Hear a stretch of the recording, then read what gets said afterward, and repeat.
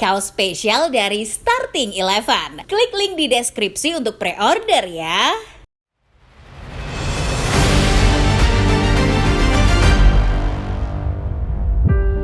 AC Milan berhasil menaklukkan AS Roma dengan skor 3-1 dalam partai lanjutan perempat final Coppa Italia 2024-2025. Kemenangan ini tidak hanya mengantar langkah Rossoneri ke semifinal, tapi juga membuktikan kalau strategi transfer klub ini selalu tepat sasaran. 3 amunisi anyar masuk ke dalam lineup Milan di pertandingan kontra Roma. 2 diantaranya pamer impact langsung buat klub kota mode. Lalu seperti apa kesuksesan Milan yang selalu tepat melakukan pembelian ini? Sebelum menyimak videonya, seperti biasa, jangan lupa tekan like, subscribe, lalu nyalakan notifikasinya, supaya tidak ketinggalan video-video menarik dan terupdate lainnya dari channel Starting Eleven Moment.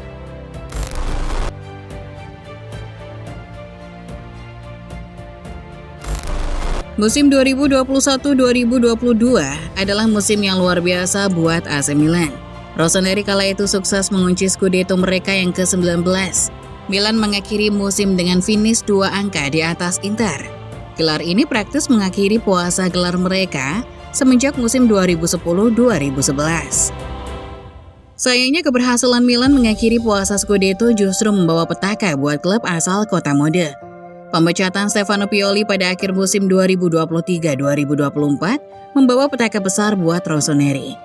Paulo Fonseca yang ditunjuk menggantikan peran Pioli tidak mampu membangkitkan Milan kembali di musim 2024-2025. Penunjukan Fonseca sendiri sudah menimbulkan polemik sedari awal. Para tifosi Milan dibuat geram dengan langkah ini. Padahal di bursa pelatih, ada sejumlah nama yang dianggap lebih layak ketimbang Pioli, hingga Sergio Conceição. Namun manajemen justru memilih Fonseca dan membuat statement bahwa Fonseca adalah sosok yang tepat untuk mendukangi tim. Hasilnya sudah bisa ditebak, Fonseca tidak mampu membawa Milan berbuat banyak di musim 2024-2025. Prestasi terbaik mereka mungkin hanya mengalahkan Inter dan Real Madrid. Fonseca diberhentikan tepat setelah pertandingan Giornata ke-18 menghadapi AS Roma. Pemecatan Fonseca kembali menjadi buah bibir. Di satu sisi, fans menilai manajemen mengambil langkah tepat karena catatan Milan di bawah Fonseca benar-benar jauh dari kata impresif. Namun fans menyayangkan cara pemecatan sang pelatih yang dinilai kurang etis. Terlepas dari konflik panas seputar manajemen, tak dapat dipungkiri bahwa Milan perlahan mulai bobrok selepas Scudetto sensasional mereka 3 musim yang lalu.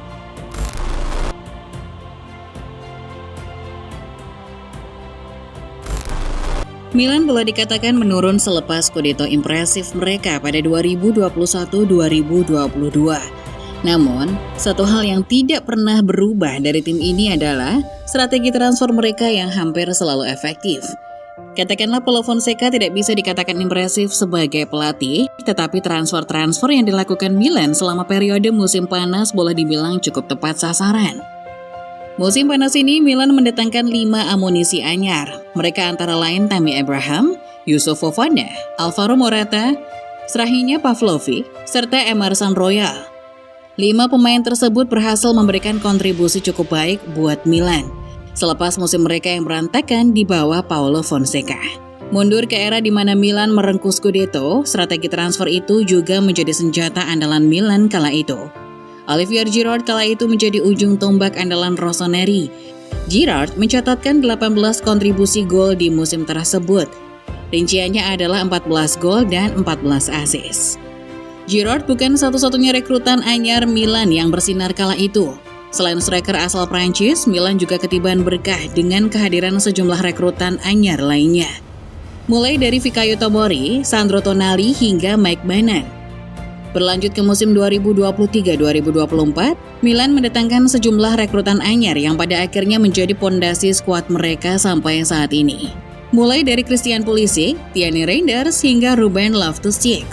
Yang menarik, Milan seringkali tidak mengeluarkan banyak budget untuk belanja. Musim panas kemarin saja, Milan mengeluarkan kocek sekitar 1,2 triliun rupiah. Untuk urusan pengeluaran, Milan ada di urutan ke-6, jauh di bawah Juventus yang mengeluarkan uang hampir 3 triliun rupiah untuk belanja pemain.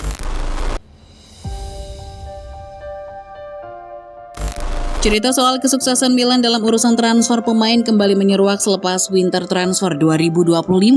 Milan mendatangkan sejumlah amunisi anyar guna memfasilitasi Sergio Conceição sebagai alienatori anyar. Mulai dari Santiago Gimenez, Warren Bondo, Kyle Walker, hingga Joao Felix. Menariknya, dua di antaranya berhasil menunjukkan efek insan. Milan menghadapi Roma dalam lanjutan perempat final Coppa Italia. Pertandingan ini akhirnya menjadi panggung Joao Felix dan Santiago Gimenez yang beraksi. Felix mencatatkan namanya di papan skor, sementara Gimenez adalah kreator utama yang memberi Felix assist untuk golnya itu. Felix dan Gimenez tidak turun sebagai starter pada pertandingan kontra Roma ini. Kendati demikian, hanya butuh 13 menit bagi keduanya menciptakan gol yang semakin mengubur Roma. Dan dua rekrutan musim dingin ini kembali menunjukkan bahwa Milan hampir tidak pernah gagal dalam urusan mendatangkan pemain anyar. Selain Felix dan Gimenez, Tammy Abraham juga unjuk gigi dengan lesakan brace alias 2 gol di laga yang sama. Sekali lagi, momen ini menjadi pembuktian bahwa Milan adalah tim yang tepat untuk mengembangkan karir seorang pemain yang sempat redup. Asal tahu saja, sebelum ke Milan, Abraham menghadapi ketidakpastian di AS Roma karena performanya yang terbilang buruk akibat kerap diterpa cedera.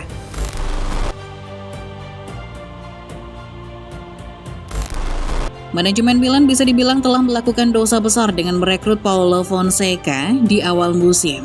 Namun dosa besar itu agaknya bisa dimaafkan dengan strategi jitu mereka setelahnya. Kedatangan Sergio Conceição plus sejumlah rekrutan anyar yang efektif membuat fans kini bisa sedikit berharap. Ketatnya persaingan di papan atas Serie A musim ini tentu akan menyulitkan langkah Milan. Inter makin konsisten di puncak, Atalanta dan Gianpiero Gasperini semakin kuat. Sementara Napoli di bawah Antonio Conte adalah klub yang mengerikan. Terlepas fakta, klub ini kehilangan banyak pemain bintangnya di musim ini.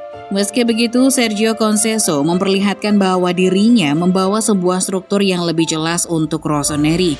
Ia memulai debut dengan Rehan Trophy di ajang Supercoppa Italia. Tinggal masalah waktu pelatih yang satu ini bisa menemukan ritme terbaiknya di ajang Serie A.